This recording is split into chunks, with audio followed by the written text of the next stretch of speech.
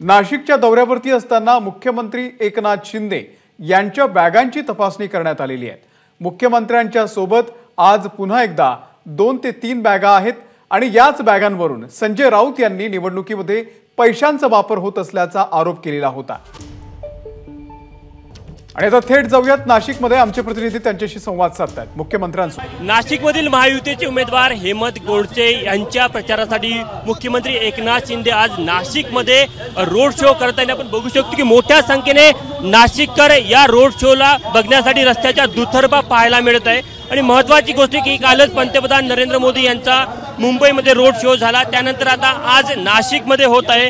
आपण मुख्यमंत्र्यांना विचारूया, शेवटला टप्पा आहे, निर्णायक टप्पा आहे, पूर्ण ताकद झोकून दिली आहे आपण प्रचारामध्ये। हेमंत अप्पाचा विजय पक्का आहे, कारण त्यांनी केलेलं काम आणि महायुती सरकारने केलेलं 2 वर्षातलं काम आणि मोदीजींनी 10 वर्षात केलेलं काम, या कामाची पोचपावती या निवडणुकीमध्ये जनता दिल्याशिवाय राहणार नाही। कोणते मुद्दे वाटतात तुम्हाला नाशिकमध्ये हे प्रचंड मताधिक्याने विजयी होतील?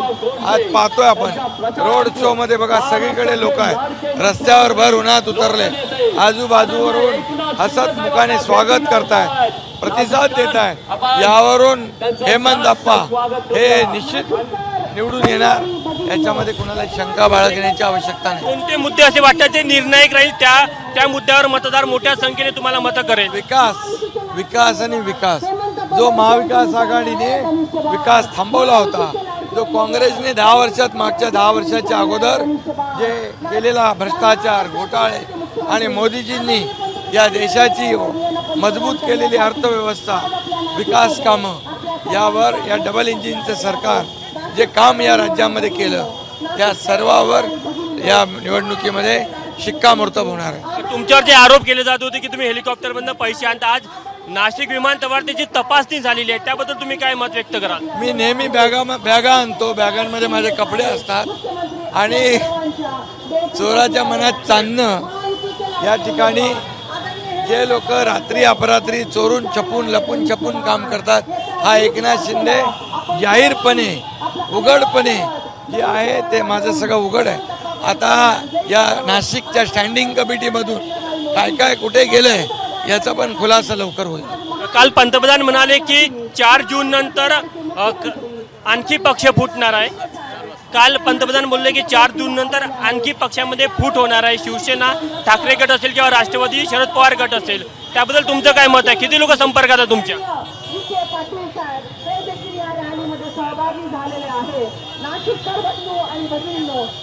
नाशिकच्या विकासाच्या मुद्द्यावर ज्या प्रकारे जनतेचा प्रतिसाद पाहायला मिळतो, हेमंत गोडसे किती मताधिक्याने विजयी असं वाटतं तुम्हाला? मागच्या निवडणुकीत जेवढे मताधिक्य मिळाल त्यापेक्षा जास्ती मताधिक्य यावेळी मिळेल। बरं, हेमंतगिरी महाराज मैदानामध्ये आहे, त्यामुळे कुठेतरी मतांचं विभाजन होईल असं बोललं जातं, असं वाटतं तुम्हाला विभाजन होईल?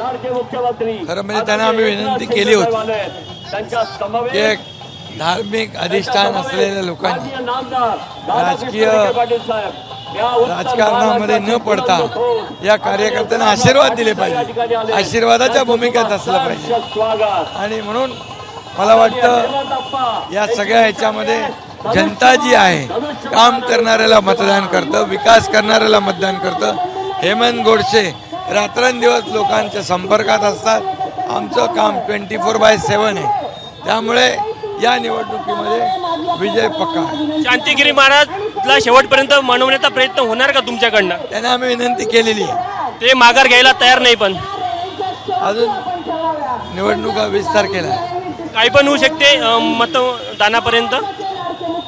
त्यांनी आजही मी सांगतो की त्यांनी आशीर्वादाच्या भूमिकेत राहावं, हेमंत अप्पा गोडसे यांना पाठिंबा द्यावा आणि यामध्ये आणि आपलं धार्मिक आणि आध्यात्मिक अधिष्ठान मजबूत करा। नाशिकचे ते स्थानिक मुद्दे आहे, मागच्या 2 टर्मपासनं त्या मुद्द्याच्या आधारावर नाशिककर तुमच्या सोबत राहिले, यावेळी तसंच चित्र राहील? सरकार म्हणून या ठिकाणी आम्ही जे केलेलं काम लोकांसमोर आहे, त्यामुळे जे निर्णय 2 वर्षात घेतले आतापर्यंतच्या इतिहासामध्ये कधी एवढे निर्णय घेतले नाही. शेतकरी, कष्टकरी, महिला, कामगार, तरुण, युवा, ज्येष्ठ सगळ्यांसाठी घेतले. म्हणून ते लोक बाहेर आले, सगळीकडून बाहेरून स्वागत करतायत. याचं कारण त्यांनी निर्धार केलाय की हेमंतप्पा गोडसे आणि नरेंद्र मोदी या तिसऱ्यांदा फिर एक बार मोदी सरकार, अबकी बार 400 पार आणि हेमंत अप्पाची हॅट्रिक. आपण बघू शकतो की नाशिकमध्ये मुख्यमंत्र्यांचा रोड शो आहे आणि रस्त्याच्या दुतर्फा असेल किंवा इमारतीवर असेल मोठ्या संख्येने नाशिककर इथे आपल्याला उभे असल्याचं पाहायला मिळतं. समोर जर चौकामध्ये बघितलं तर बघा मोठ्या संख्येने कार्यकर्ते स्वागतासाठी मुख्यमंत्र्यांच्या उपस्थित. एक वेगळा उत्साह, एक वेगळं वातावरण आपल्याला नाशिकमध्ये पाहायला मिळत आहे.